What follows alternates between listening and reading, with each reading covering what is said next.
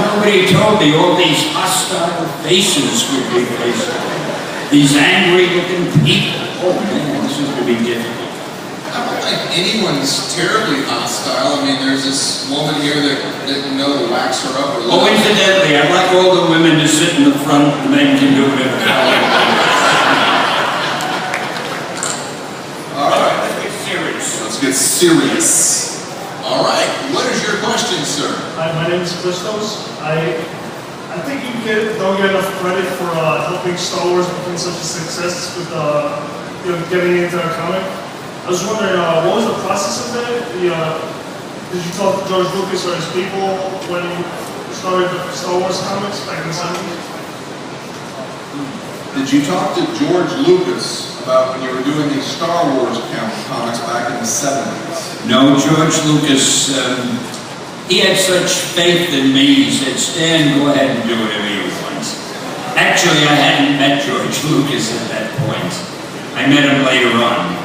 And I'm mad at him, you know, he never gave me credit for, what does he do, Star something? But he's a great guy, and now he's part of the Disney Marvel family, so why isn't he here? Well, you're the main star. You know, hi, George. He's very shy. We only wanted the best. Yeah, they always say, I'm the one they can spare. They send me to all these things because they can get along without me. The other guys have to stay there and work. I don't mind. I like these things. I sit up here and I look at all these people who are waiting for me to say something worth listening to, and I can't think of anything to say. It's a very strange feeling. Yes, young man. What advice would you give someone that wants to go into the comic book business later on? Well, there are other businesses you might try first. Now, the comic book business is more difficult now than when I was in it. Right now, the most talented writers in America are writing comics. The most talented artists are drawing comics because they know there's a chance of whatever they do turning into a movie and it'll make them a lot of money. And I'm not trying to discourage you, but you've really got to be as good as the best in order to get into comics today. I don't know of any apprenticeship positions or jobs where you can learn while you're there. The editors, when they hire a writer or an artist, they look for a writer who's as good as the writers they already have, which means somebody who's a pro, who's been published, and the artists have to be at least as good as the artists they already have. So if you're as good as today's comic writers, and if you draw as well as the artists who are there now, knock on their door and say you're available, but otherwise, it just isn't easy. I don't know if I can get a job there today. Good question. What was your first comic? What was your first comic? You know, I'm not sure I remember. You know, I don't remember. When I first got into the business, I was hired by Joe Simon and Jack Kirby, and I was really a gopher. I got their lunch, and I erased pages, and after a while, they said, can you write? What did I know? I said, sure, I can write. So they asked me to write a couple of pages of something, and after a while, they gave me more and more to write, and before I knew it, I was writing a few scripts. I honestly do not remember what those scripts were. They were very forgettable. 5 pages, 6 pages, I don't know. Then Simon and Kirby left the company, and there was no one else around, so they made me the editor. And I think maybe the first thing I wrote at that time was a Captain America story, but I'm not sure. It was so long ago, I don't remember. I'm sorry, I hate to frustrate you by not giving you an authentic answer. And we're going to look that up when we get out. Absolutely. Right, and we'll publish it somewhere so you can get the fact. Why are there 2 empty seats there? Have I failed to get an audience? Does this mean my fame is slipping? I see a lot of empty seats. If anyone standing wants to come sit in these rows now, you can. If anyone wants to move in, go for it. I'm not used to talking to empty chairs. If you want to move up, go ahead and move up. Scooch in, be friends.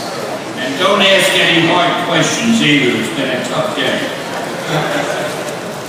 All right, Nightwing. What inspired you to make Marvel? Good question. What inspired you to make Marvel? Well, making Marvel is difficult to describe. I worked for a publisher named Martin Goodman. And at the time Marvel was made, he was the publisher. And we were called another company, I forget, Atlas or something like that. And when we started doing the Fantastic Four and the X-Men and those books, we realized we were getting a whole new audience. Suddenly our books were becoming really popular. So I said to Martin, my publisher, hey, we ought to change our name.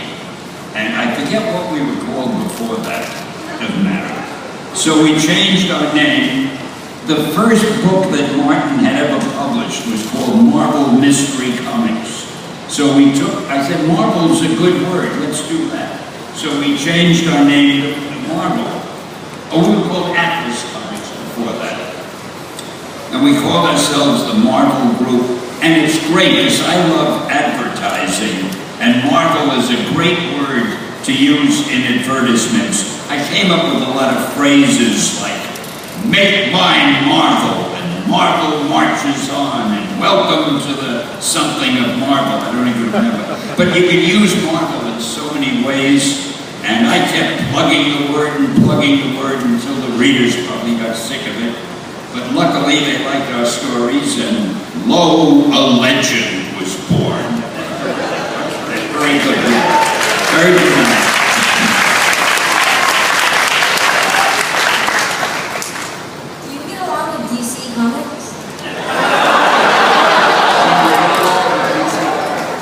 Yeah, very well. I'd like to send them a letter containing important advice. They are so foolish not to give me a cameo in their next Superman or Batman movie.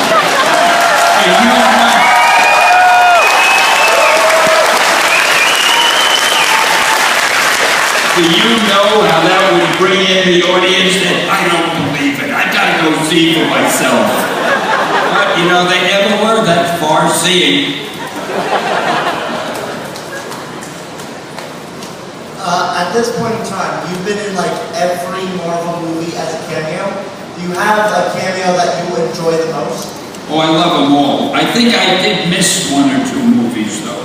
Sometimes if they have a movie that they're shooting in Europe or Asia or somewhere, and I'm not able to travel there at that time, I think I missed an X-Men movie and one other, I forget. And it's terrible because I hate to do that to Marvel, because we all know a Marvel movie without my cameo is just a movie.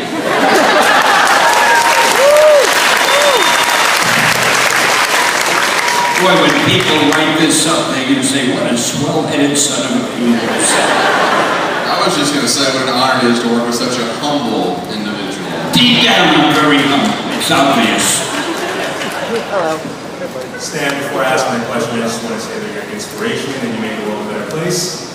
I wanted to know, the Avengers was so good, and I can't wait for the second one. Is there any chance that all might culminate towards maybe a Marvel Civil War or World War Hulk movie? Do you think the Avengers movies could potentially lead up to a Marvel Civil War? Let me put it this way. I'm not involved in those decisions anymore, but the people at Marvel are spending hours trying to think, what do we do next? And there's a damn good chance that they will think of just what you mentioned, because it would be a great idea. And little by little, everything you want to see will come along, because they're just like you. They're fans of the stories, and they're trying to think, what would the fans like to see next? What would we like to see next? So they're working on Ant-Man, they're working on Doctor Strange, they're working on Guardians of the Galaxy, they're working on God knows what. And did I say the Black Panther also? Those are the ones I know about, and they're working on dozens others that I don't even know about, and shame on them for not telling me.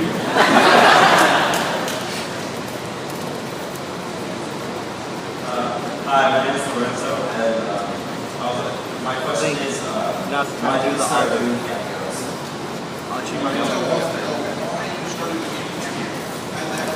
In the beginning, I was asked to. I think the first one I did was in the Fantastic Four, was it? As somebody was walking out of the ocean, and I was selling hot dogs or something. It was X-Men, yeah. And I think I must have done it so magnificently. I don't know, after that they asked me, and I can't say no because I'm a real ham. And the only time I don't do a cameo is if they're shooting it in some place in the world that I can't get to at that time. I just did the new cameo for Captain America, for Iron Man, and for one other. And Thor. I just did Captain America, Thor, and I think Iron Man. Where do you see them? They're funny as stuff. I wish I could tell you, but I'm not allowed to.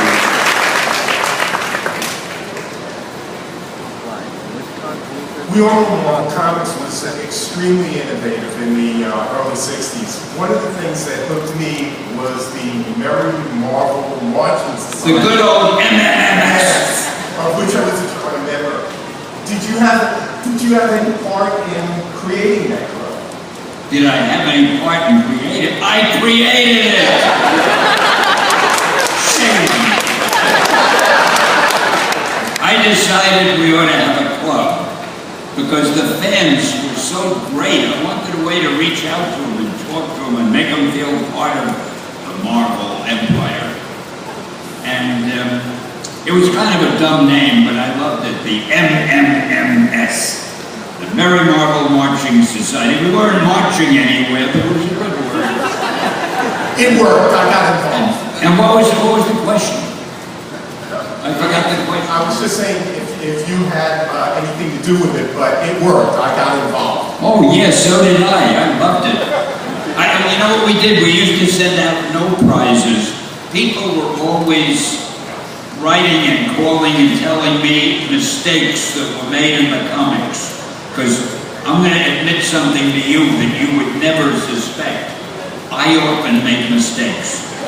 And sometimes I would forget the name of a character. I called Bruce Banner Bob Banner or Bill Banner. I never could remember those things. And I get letters, hey dummy, don't you know the name of your own character? So I figured I'm going to give anybody who spots a mistake a prize. But my publisher was very cheap and wouldn't spend any money for prizes. So I said I'll do the next best thing. And I came up with the idea, one of my few original thoughts, I'll have a no prize that I award. So if somebody would find a mistake I made, which was like every minute, and send me a letter telling me about it, I would send them an envelope with nothing in it. But on the cover of the envelope, it said, congratulations, you're now another lucky winner of a Marvel No Prize. And people would save those envelopes. People come up to me now and say, here's my old No Prize envelope, would you sign it? Life is very funny. No prize envelope with your autograph going for $250 on eBay. Do I get it? I think you get 20%. Funny. Well, before I ask the question, your first comic that you ever wrote was Captain America Comics #3. But the question I had for you was, what inspired you to create Doctor Strange? What got me to do Doctor Strange? Yes. I was looking. See, I work for a very tough publisher. Every so often he'd come in to me and he'd say, Stan, we need a new superhero. And I knew if I didn't come up with it, nobody would probably fire me and hire somebody somebody else, maybe from DC. So, one day he needed a new superhero. We had done just about everything I could think of. And then it occurred to me, maybe a magician. We hadn't had a magician. And I enjoyed that, because instead of him saying corny remarks that magicians say, instead of saying abracadabra, let's say, I invented my own expression. We call them incantations, where he'd say something like, by the hoary oaths of Agath, let thus and such happen. And after a while, our readers started memorizing those incantations, and they'd write angry letters to me. I said it, and nothing happened. It's a phony incantation, so at least we had dialogue between the readers and us, and that's always important. What the hell was the question?